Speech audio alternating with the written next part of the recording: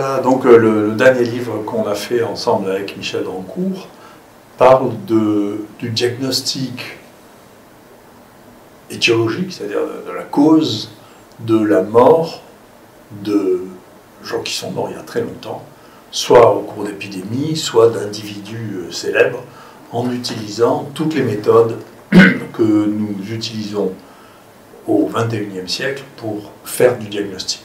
Alors l'histoire a commencé par la peste, où nous avons utilisé quelques techniques qu'on utilise depuis très longtemps, qui est la PCR, qui est maintenant connue d'un peu tout le monde, que l'on a, dans un premier temps, essayé d'utiliser sur la demande d'un de nos amis anthropologues pour faire du diagnostic de syphilis sur des os. On avait échoué, en particulier du fait qu'on avait eu des difficultés à extraire et qu'il y avait des inhibiteurs. Dans un deuxième temps, le même Olivier Dutour est arrivé parce que quand on a creusé le tunnel sous la Major de Marseille, ils ont trouvé un charnier de squelettes.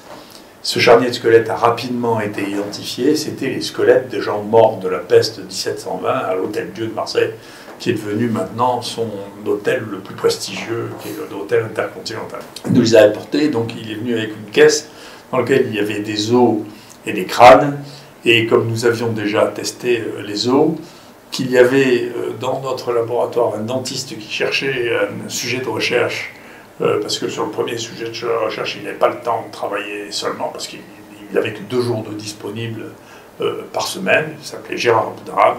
Donc on lui a dit, Gérard, tu vas regarder cette fois-là, on va regarder dans les dents. Et donc c'est comme ça que l'histoire a commencé. On a commencé à regarder dans les dents, personne n'a regardé dans les dents. Et on a commencé à initier ce qu'on a appelé le champ de la paléomicrobiologie, c'est-à-dire le diagnostic du microbe passé.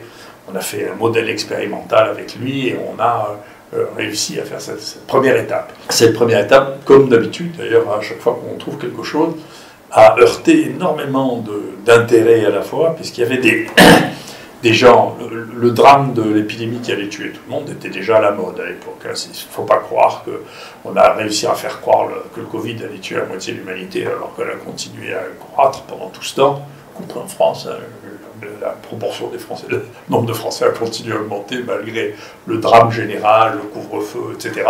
Il y avait déjà un drame à l'époque qui était de dire la peste va revenir parce que ce n'est pas la peste, c'est la fièvre hémorragique. Tout ça étant, comme dans le cadre du Covid d'ailleurs, le cadre d'une ignorance totale, parce que la peste était appelée la peste noire du Moyen-Âge, non pas parce que les gens devenaient noirs, mais parce que la peste noire voulait dire que c'était une peste dramatique. Noir était en l'occurrence le côté dramatique du noir, le côté deuil, pas du tout le côté cutané.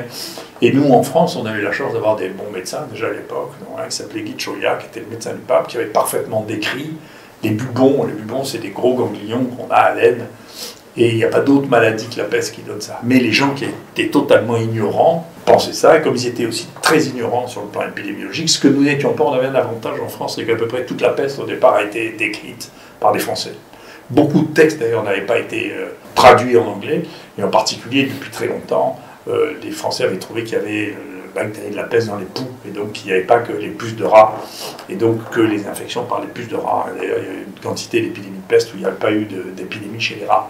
Donc nous, on savait ça, mais du coup, quand on a publié ça, tous les gens il y avait 2 best-sellers à l'époque sur la fièvre hémorragique va revenir, c'est la peste, on n'a toujours pas de médicaments, il faut faire des médicaments, la même histoire. L'histoire, il aurait pu y avoir à l'époque, il n'y avait pas Bill Gates qui avait donné son avis, mais il aurait pu donner son avis à Davos en disant il va y avoir le nouvel Ebola, ce qu'on disait à l'époque, il faut trouver les médicaments, faire les vaccins, c'est le même sketch qui est revenu, après il est revenu sur le bioterrorisme, après il est revenu, donc ce même sketch de la terreur de la nouvelle épidémie qui va raser l'humanité, c'est un sketch qui revient très très régulièrement. Et donc nous, le fait d'avoir démystifié ça, alors, vous savez, c'est la peste, et puis la peste on leur donne une semaine de tétracycline, ils sont guéris, si vous voulez, ça a cassé beaucoup de rêves. Et il y avait des contrats entiers faits aux États-Unis, je sais parce que j'en ai expertisé de gens qui disaient il faut absolument retrouver la cause du virus qui a donné la peste noire, parce que c'est pas la peste, hein, en expliquant que ça pouvait pas être la peste parce qu'il n'y avait pas de rats dans le nord de l'Europe à cette époque-là, et que donc c'est pas possible. En réalité, la peste dans le nord de l'Europe a été retrouvée 4000 ans avant Jésus-Christ. Hein, donc tout ça était faux, c'était des fantasmes. Et donc partout, donc c'est pour ça qu'on n'a pas été surpris au moment du Covid que les gens disent le contraire de ce qu'on disait. Hein. Parce que sur Wikipédia, pendant 17 ans, on disait que les gens disaient qu'on s'était trompé, que c'était une contamination. C'est vrai, c'était c'était notre cœur de métier de faire de la PCR. On faisait, je sais pas, 100 000 PCR par an. On avait inventé qu'il fallait regarder dans la pulpe dentaire, ce que tout le monde fait maintenant, parce qu'on sait que c'est maintenant, Michel expliquera pourquoi, c'est que c'est le meilleur endroit pour aller regarder. Mais ça a duré, et puis à la fin, parce que c'est cocasse, il y a eu une équipe allemande de Berlin, c'est sur son bon, qui a fait un magnifique papier dans Nature en disant on a trouvé, 17 ans après, hein, il y avait une quinzaine ou une vingtaine de publications qui avaient été faites sur le sujet.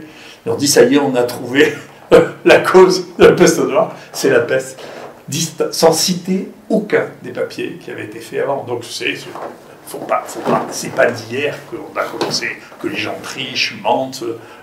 Non, c'est des humains comme les autres, ils sont aussi malhonnêtes. Et ils publient dans Nature des choses en disant regardez comme c'est original, on a trouvé quelque chose, on a publié ça avant PNAS 17 ans avant. Donc c'est très très intéressant parce que ça nous a appris beaucoup sur à la fois la mauvaise foi, la haine de voir des gens trouver quelque chose avant vous, qui est la jalousie, qui est un phénomène considérable. La jalousie et la calomnie, c'est vieux comme, mon Dieu, c'est vieux comme le monde. Mais, du coup, la dent a été analysée d'autres manières. Michel va vous expliquer les différentes techniques qu'il a utilisées pour pouvoir faire parler les dents des maladies dont les gens sont morts. Alors cette grande lucidité que vient d'expliquer Didier Raoult n'a pas empêché, bien entendu, l'enthousiasme communicatif à continuer à travailler à partir de ses premiers travaux sur la peste. Et donc nous avons continué à travailler dans 3 directions, je dirais. On a mis en place des techniques.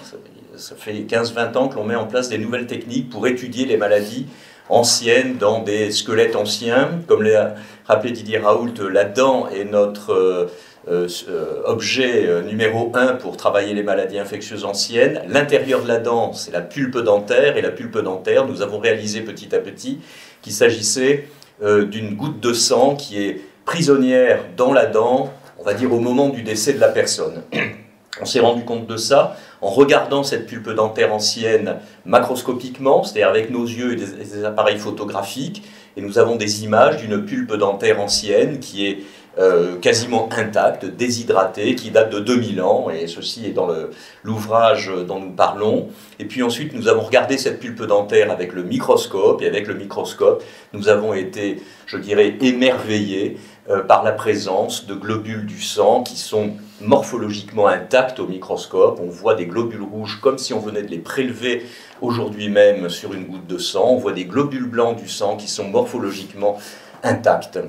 Et donc, en effet, cette pulpe dentaire contient cette goutte de sang. À partir de là, nous avons pu dériver que, comme dans le sang moderne, comme dans le sang que l'on peut prélever aujourd'hui, eh bien, à côté de ces globules, que l'on appelle les éléments figurés, il y a le plasma, le sérum, et cela a été une source d'inventivité, de créativité pour nous, et pour aller simple, comme cela est bien expliqué, illustré dans l'ouvrage, dans le livre, eh bien, nous avons montré qu'il y avait dans ce sérum ancien des anticorps, c'est-à-dire la base des techniques que l'on appelle la sérologie. Hein. Vous savez, quand on dit qu'on est séropositif, séronégatif pour telle ou telle maladie actuellement, eh bien, cela veut dire que l'on a été en contact avec le microbe qui donne la maladie, et donc nous avons pu ainsi réaliser une série de travaux magnifiques en utilisant ce que l'on a appelé la paléosérologie.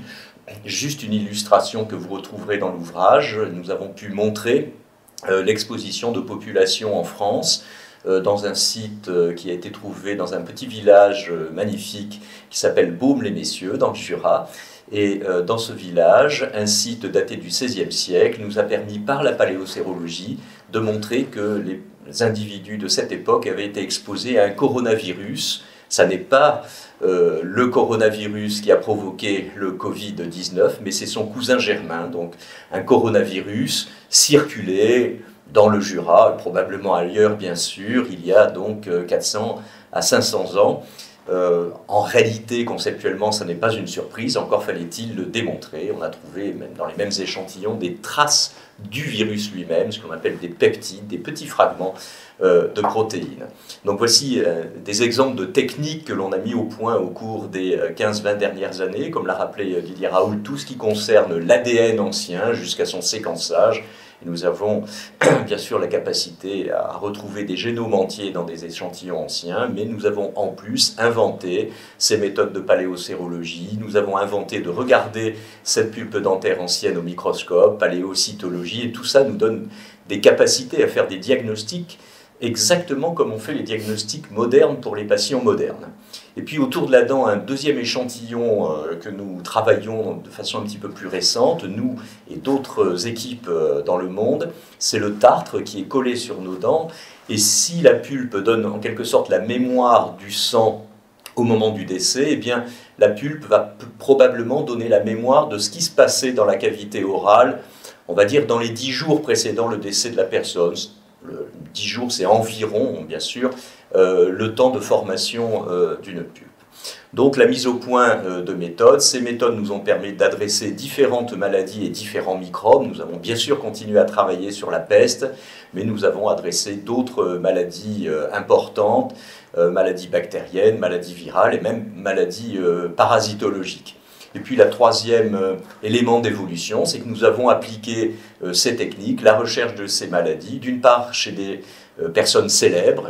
Nous avons publié par exemple sur le peintre Le Caravage, sur Saint-Louis, le roi Saint-Louis en France et d'autres personnes célèbres, et puis ensuite sur des populations de personnes qui sont restées anonymes. Et tout ça, encore une fois, dans un enthousiasme communicatif. C'est tellement communicatif que cela a fondé ici, sous l'égide de Didier Raoult, avec l'aide très très précieuse, importante de Gérard Aboudaran, une sorte d'école, encore une fois. La paléomicrobiologie est née ici à Marseille il y a 30-35 ans maintenant.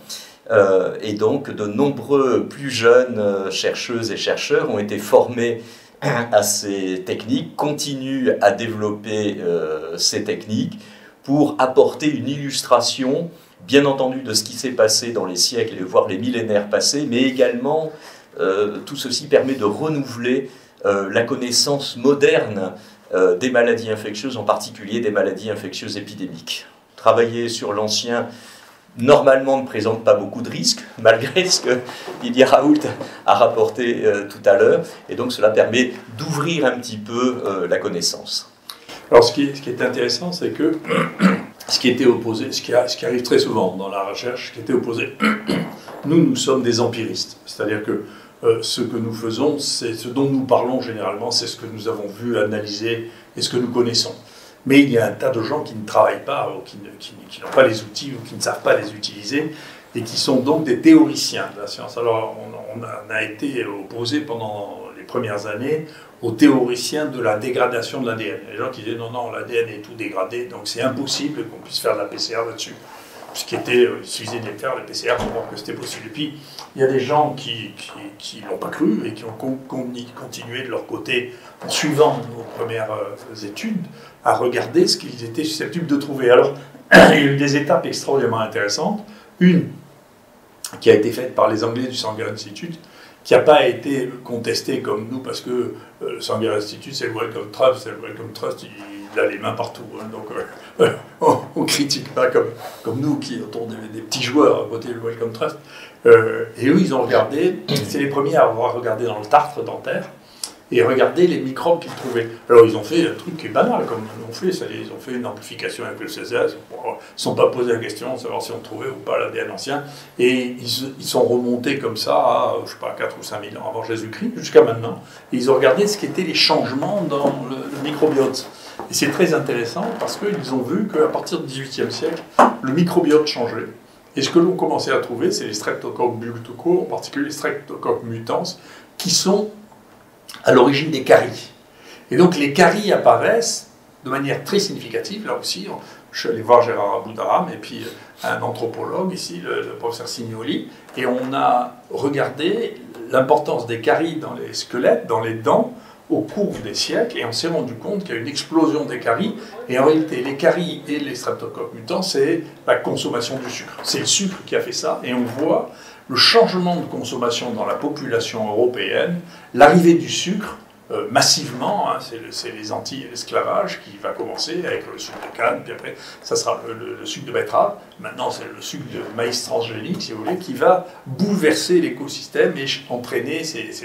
Le deuxième point qui a été élucidé, comme ça, le pays a eu les mêmes ennuis que nous, hein, il a été persécuté, c'est qu'il y a un dentiste grec qui a trouvé un foyer de squelettes datant de la grande peste, entre guillemets, d'Athènes, et qui a testé toutes les hypothèses qui avaient été évoquées pour la peste d'Athènes, dont la typhoïde, et qui a trouvé que c'était la typhoïde. Et donc il a dit, mais la peste d'Athènes, c'est la typhoïde. Il s'est fait harceler, il n'a jamais réussi à publier ça dans un très grand papier, mais on sait que c'est vrai, hein, d'autant qu'en plus, les gens ont maintenant trouvé que la plus grande épidémie qui ait exterminé les Aztèques, après l'arrivée des Espagnols, c'était une épidémie de typhoïde qui a ravagé complètement le Yucatan après l'arrivée des Espagnols. Donc on sait que, bien entendu, la typhoïde est susceptible de donner des épidémies considérables quand il n'y a pas de drainage des eaux, hein, et que les eaux usées sont mélangées avec les eaux de boisson, on a